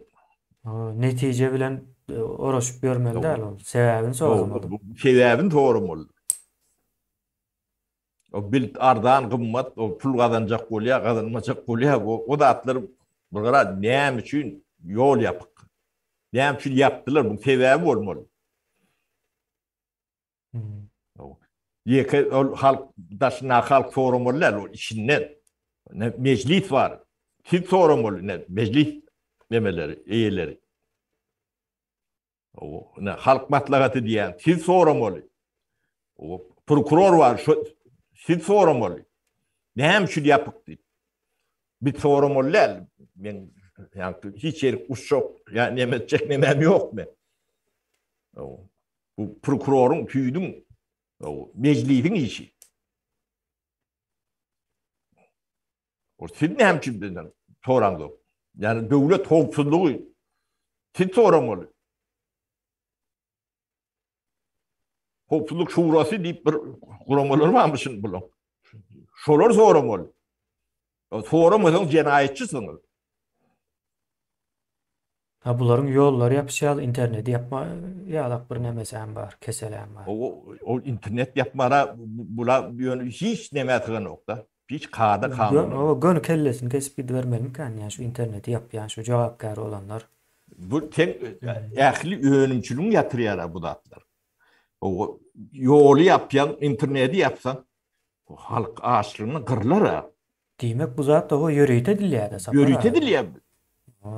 Yürüyüt Bu edil hakları ya. düşünüyor. Soň yürüyüt eden adam näme etmeli bize o suda tavşır hava olam demetsin. Yok. Ben fikrimçe gönü kelläni kesip gidivermelmiken yani yurda baran Yok wagt. bu sen on kelletini kesmeden bular adamları haram öldürüyorlar be. Bular ne şu doğmadık çağlar var. Ya 13 milyon bolmaly gurrun etti ya Türkmenistan halkı. Nirede şu 10 milyon halk nirede indi? Nirede biz şonda oramol. Bu yani genotipten öte geçen dağıtlarda. Ne şoň üçin ilat ýadygy yok. Şu 10 milyon orta çıkýan. Näme üçin dünýäde iň uly çağa bäbek ölümden bolýan ýer Türkmenistan.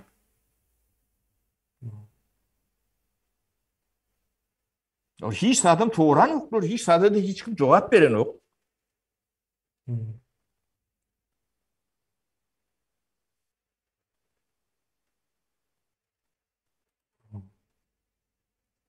Biz cevap vermenim. Olaram hava yolları yapanmış, o internet yapanmış. Günahkarım hava Berdi Muhammedov'muş da. Baralı bir günahkarı gorkazar size kimin günahkarı diye. Kim günahkardığını görürse ondan sonra. Kellelerimiz yollarda. Ay şu neme Giden vakti. yankı iyini şey neme diyorlar da. Onu bağırlap bolan ok diyorlar da. Bu yankı bu da tüccarların nemettir. Priyomudur. Biz de durduk artıyıptır. Tüccar vardı. O Kulağı o dünya gidenen oldu. Yankı Plada Wash Pro'nun nemesi. Şu neme direktörüydü. Şu buhalter uçağını yöreden nokta. Onun uçağını yöretmeden diye hiç tadı et bilen okur diye de. Tuğud et bilen okur diye. O yoktuğunu bilýärler onun yönü kağıt bilen tuğud etmeliler. Barlap. Onu bu da yok diye. Onu ne edecek diye. O yan kapı tapıptır da bu işte. O var.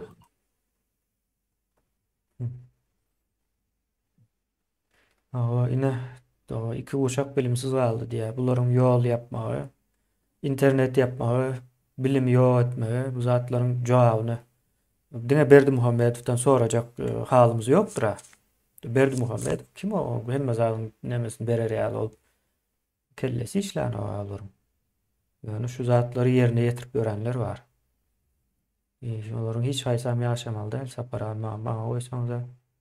Yok ben ne diyeme kemine bir nusku olur yalak etcek bolýar. Yine şu yine yiğitten başlaly. Ben tedavi o başka birinin gururun nedenine hıyali yalak da ben yetiştiren adamım. Bu şu demalşına kendimi bilýän o bilýän datlaryňa hem bejendim hadavet çıkıp bilýän. O ben şunu biljeğime bilýändir, öýdüm bilýän. Gurnap Berkay'dan nememi de ödüm.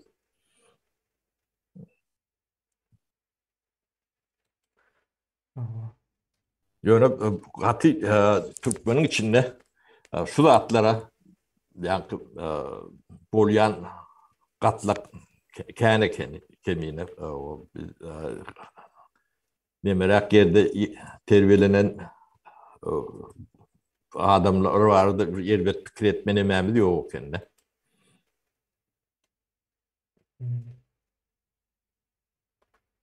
O yidarlatan şol aňyrdan yani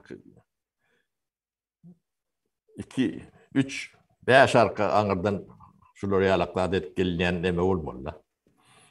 Ve gowa adam bolsa neme yani sistemde ýok edýär. Bular şu meti durur.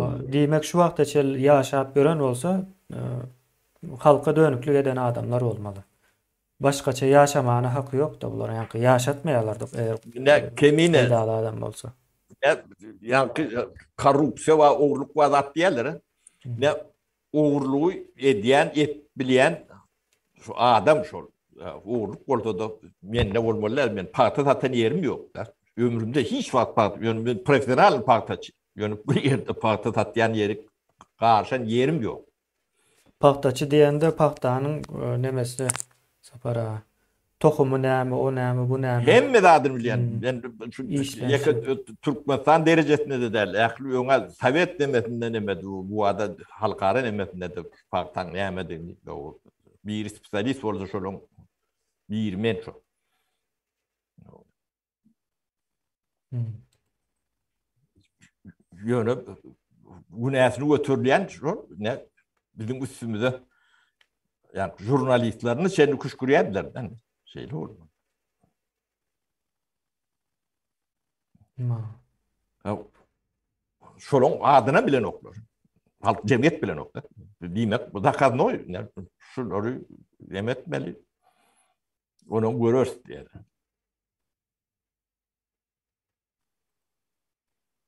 O başka da var. Entek men in bir ýöne aýdanda halkyň tanaýjak demelerini aýdýanna.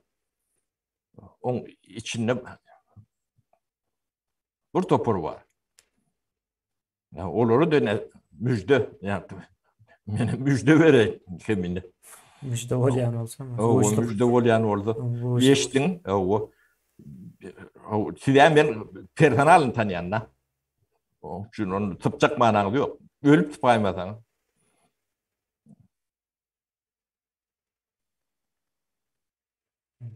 Oradan bu Berdim Muhammedov'un köwüreğine adamlar var da.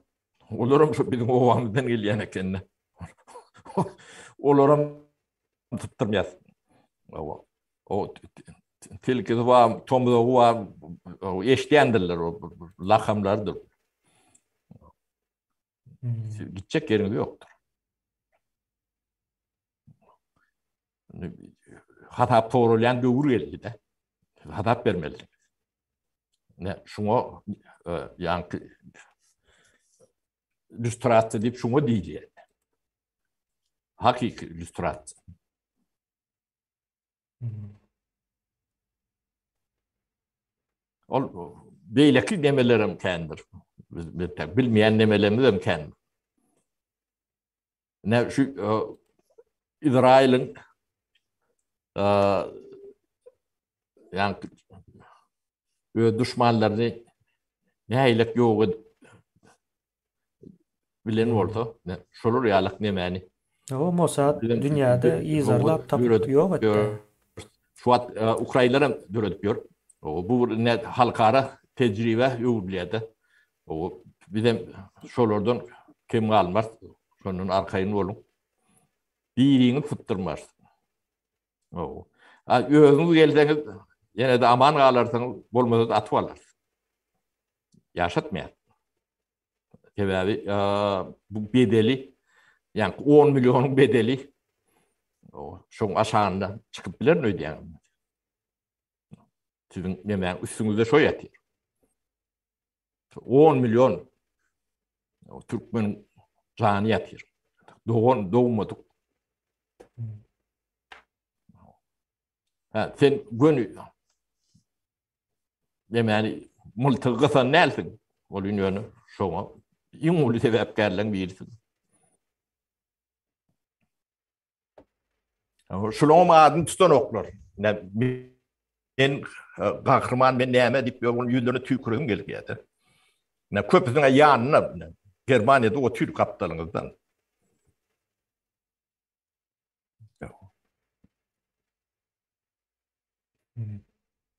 Bilmediklerini bolýar. Olar gowy adam. O Berdim Muhammedov.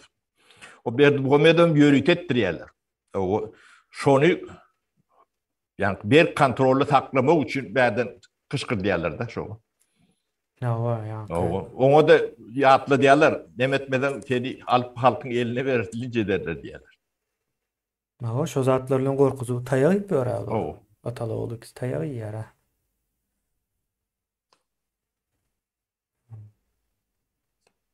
Ya şeyle kemine ben bilmedim. Soruňa jogap berdim mi? Ya özüm aýdyp berdim mi? Bir zatlara boldy kemine. Yo, sapara düşünükli boldy. Eğer isleseňiz jemläbem biliriz. Sonuçta hazırda. Yani illeşler. Yani biz bugünkü o gurrun veren temamızın maksady yine ýöret edilen bir oyun var da. Hamala Berdimuhamedowlar edýärmiş hemme zady. Olaryň jogapkärçilikli yerler var. Ýa-ni günäkär. Ýöne hemme zady edenok. Eger Berdimuhamedowlar hemme zady edýär diýsek, şu zatlar ýatdan çykýar. Ýa-da şu şahslar.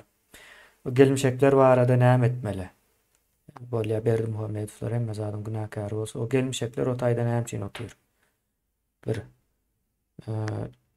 ol nemeler Türkmenistanda baý bolup iş ýöredip ýörenler näme üçin bar? Näme üçin Berdimuhamedowlar olara deýlen ok?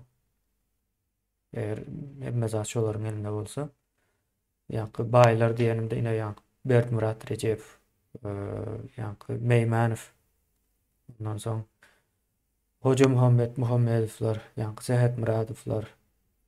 Kana şonuň ýaly nemeler. Olar näme üçin bar? Hemme zat şol edýän bolsa, ýurdun hemme zatyň hem eýesi Berdimuhamedow bolmaly. Ýöne däle. Pul esasy pullar ine Meýmanowlar bilen Berdimurat Rejewler, ýa-ni türkmen nemesiniň elinde. Şolaryň nemesinden geçýär. Elinden geçýär. Onu yeni de guruluşçu var. Demin şart diye. Uruluşuk diye Batkan çykýar şonuň ady. Bize Batkan berýär. Uruluşuk. O Niyazow döwründen bäri bar diýär. Milliardlap pulu bar diýär. Ýa sesi çykýandalyr. Eşitdiňizmi?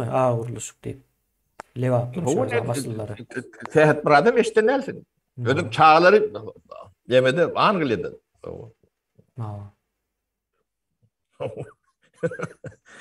O men çağama Angliyada däl. O doğru adamlarmışsın şöyle. Arası adammış da. O Meýmanow kim bolýar diýip sorapdyr. Meýmanow dermançy bolýar. O ýa-ni nemäniň dermany bilmem ösümliklerini şol ýazyp berýän bolmagy mümkin. Umuman Türkmenistanda derman nemeleri, ondan soň guruluşukda da bir azrak nemesi var. Sizin ine daşary ýurtlardan kargo bilen derman uğradyp bilen zoga ine şoň jogapkärine şol. Şol iýertdirmeýär dermany. Näme üçin sebäp dermany ol satmalmış. Onun kemiğine yeni de bir neme var. Şu adamların adamlar var da. O şolun biri mahalli del. Yo ahallı o dine şol Hoca Muhammed çykýar. Ahallin bir O başga hiç ahallin tapıp otur diýerlerden hem de çok üstüne neme diýerler. o 80% lewapdan illeşler ine bu hakykat bunu aýtmak gerek. Sehet Muradym murgaply. Doğru zady. Doğru diýmeli de ýa-ni. Doňuza doňuz diýmeli şeýle. 80% lewapdan. Şu nemeler edip görenlerim. Ana pasort var, konsult var eretip görün. Şolor nireli şolun içinde ahallı var mı? Akalla yok diýerler. O bir sanam görmedik diýär. Balkan, Lewap. Galatoy butkan eýesi kim? Daha şol diýär.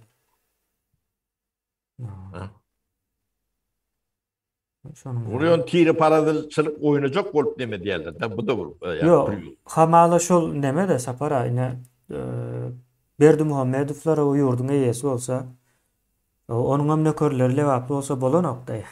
O soň onu näme etmeli, onu gizlemeli.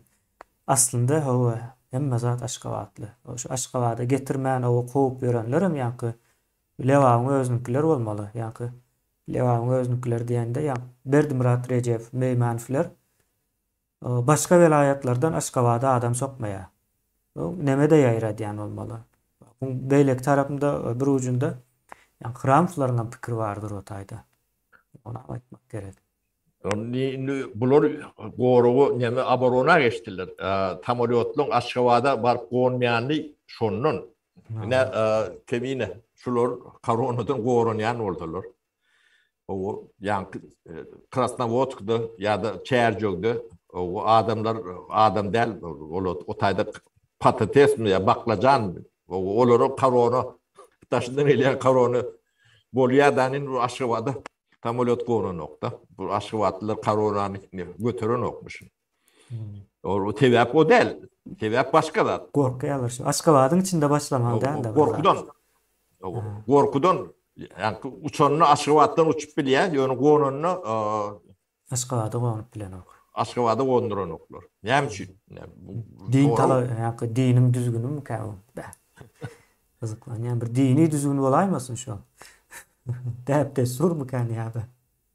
Abi hramplar goran ya. Hramflar goran ya. O Aşgabat'ı yapanlardan hem tebebi şol. Yani beýlek oburtlardan maşyn geçiren oklar diýdi.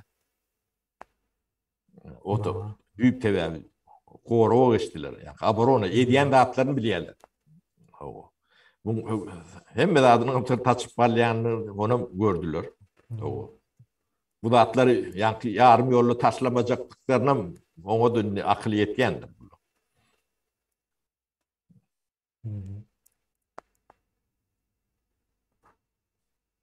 Ana goran ya. Başka nemesi yok. Dünyada neme bu tordu kendine koronavirüs o yok var. Onun Hiç gurur neden az ne diyen adam yok o dünyada. Barmış bolupdyr o ýene näme o zatlaryň gurur edilen o. Ödem Şubat ne ortet Ukraina urşundan soň ortada deme alan soňlar sanksiýa dünyada leasing samolyotlar boşatdy da. Müňläp samolyot boş. O yani Türkmen hava yolları bolar näme bulan bilmem. Leasing alarsan satın almadan däl. Bir reýselen 50 reýs goýar.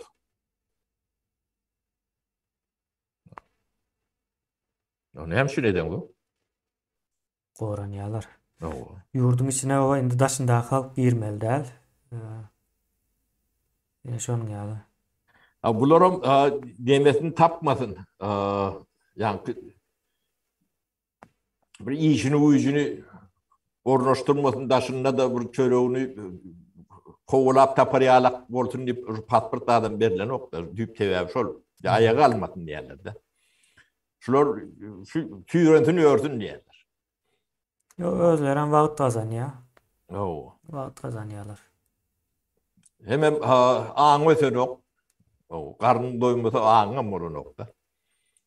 Hemme de birden şeyle çözýärler de. Görüp durulanda hatta şu soruğunu veren nokta benim halkım da yetecek derecesine yetenemeyen bir yerde. O biraz çöreğini tapyanlar var da. Onların grafiği o tomoşaçı olur. Onlardan hata yaptı olur. Yani millet hata yaptı orap başlarına. Siz nere dediniz diýilen sonra çıkacak. Sorarlar yeter. Gidilenecek de yoktur. 20. atır bu teknolojiýa nemesi bilen o bitecek yerinde mi yok da. Bu da atlarım katı bakım düşündürüp bolýar da. Şu mümkünçülük yoktu da. Bunu öň maçlatan bolýardy. Bunu YouTube soňky döwürlerde emetdi de. Şuna da dardyk dedi. Şular ýalak bir gepleşeýem edip bolan okdy da.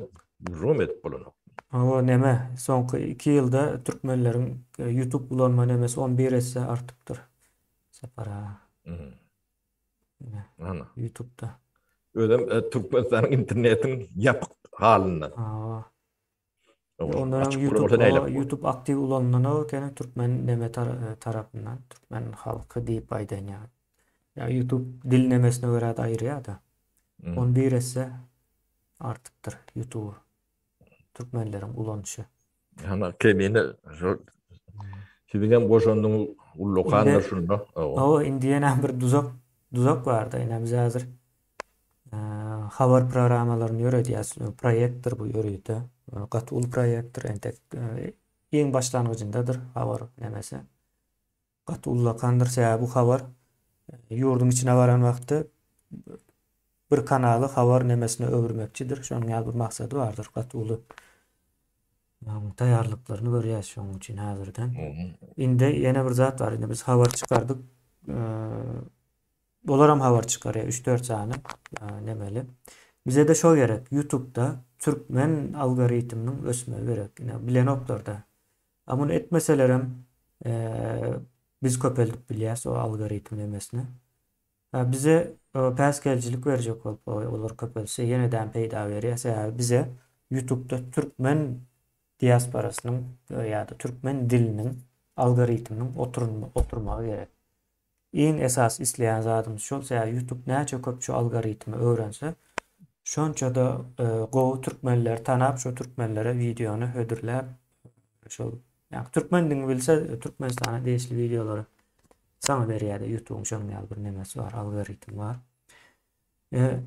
Bu tarapy şol bu işin. Şoň üçin abone bolun. Ýokman şunu ne haçan wokan, näile wokan diýip ýörsiňiz da. Sizin hem üstüňize düşýän zatlar var. Ne şu kanallan yani abone tani bir 300 000 400 000'den geçti. Şu 400 000'den köp ulanjy var şu an Türkmen sapara. YouTube'u 400 000'den köp ulanýan Türkmen. Ulanýan bolýan ýöne abone bolýany 7%, 93% abone bolman görýär. Bizim kanalymyza şon ýaly 93% abone eder. Yazılanak. O da sizin ýeme goşandyňyz bol. Beýtmäňär sizin bir demedin birazajyk. Şu mesele mäzir owa 20 000 owa gatyly aktiv we çalp nemedýä. Onda bir nebämiz ýok. Yani şu 200 000 bolsa şolar hökümet taşlap kaçıp gider. Onu düşünüp bilen zokmy? Köçe çıkmaňyza da gerek ýok. 200 000 bolun şu taýa. Turkum gerekli, hiç adam gerekli. Ödülleri verir hükümet. Düşünüp bu zatlara gorkya diye yani bahana da onu köp aýdýasa bahana olduğunu. Yani bir zat var. Olar bizden gorkýar. Bizden gorkanokma? Yani Kıramuflar. Samolyot Aşgabat'ı nerede? Samolyot näçe Aşgabat'ı ýok. Aşgabat'ı däl samolyot näçe uçanok bir adam şekilli Türkmenistana. Gorkýar. Siz kimden gorkýaňyz? Diýmek geçenem aýtdy. Olar bizden gorkýar. Siz hem olardan gorkýaňyz. Yani logika boýunça siz hem bizden gorkmaly bolýaňyz da. Şoň ýaly bolýarmy? Ýöne bizden gorkaňyz ýok. Yani biz gorkulur adam dälsiz. Bizden gorkjak adamlar bilýär özlerini kimdigini. Özlerini tanaýarlar olar. Eden işlerini bilýärler.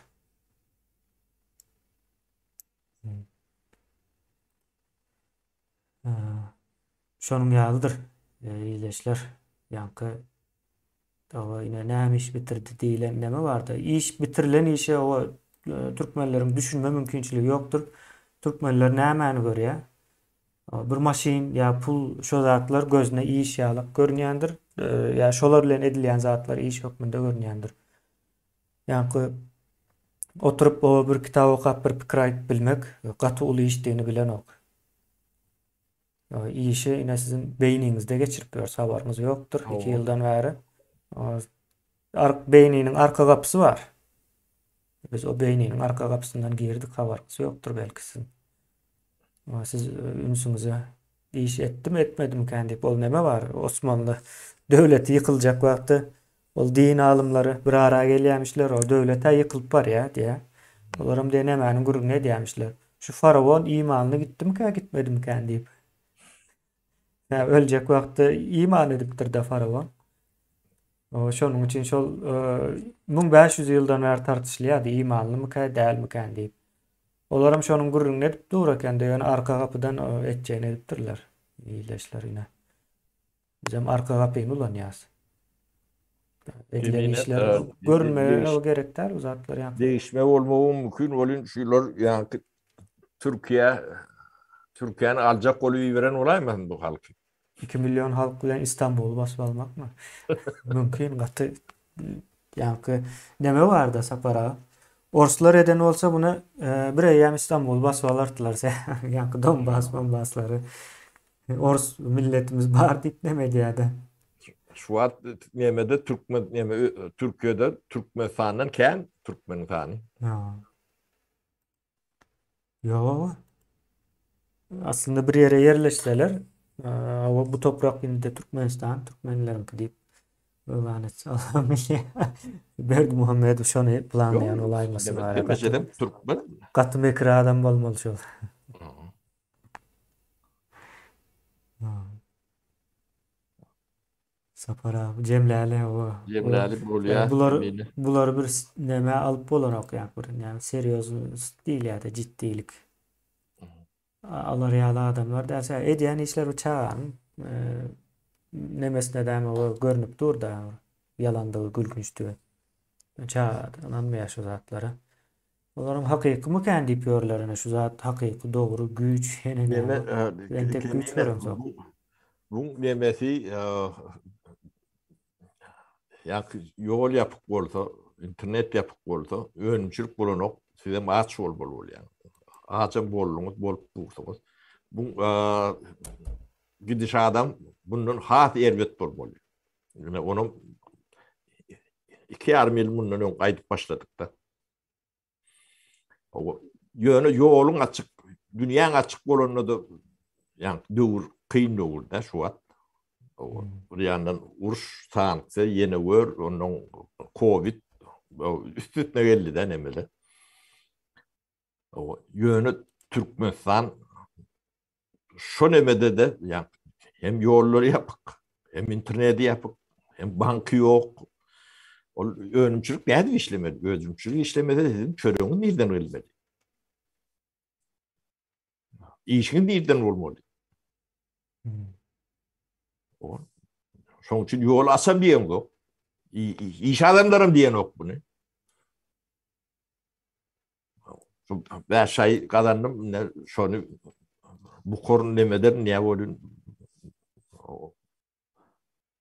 Onu bir ilak düşürme problemi.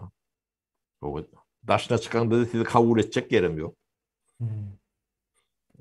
Dünyada bir Ukraynalarım doldurdu. Yani dünyanın yani göçmen kuvotasını Orset bilen Ukrayna doldurdu şu an. Orset'ten 5-6 milyon çıkıptır. Ukrayna'dan kendi adam çıktı. Orset'ten. Ukrayna'dan 5-6 milyona yetiptir yani. O size yer yok. Yok almayanlar. No. Sapara Cemlel şutaydı. Bolya 2 saat olup tavul araya. temine. İyileşlerim toğruğun vermediler. Nemedir yalak O 6. gün sapara soru cevap ne mani eders. Yani geçen hep de daki yağlı iyileşlerimizin çoğuna yankı teması olmaz o İslam sorunu sorap bilirsiniz. Bugün temanın başında olan son tevr sorular alamam temanın nemesini üst götmesin deyip.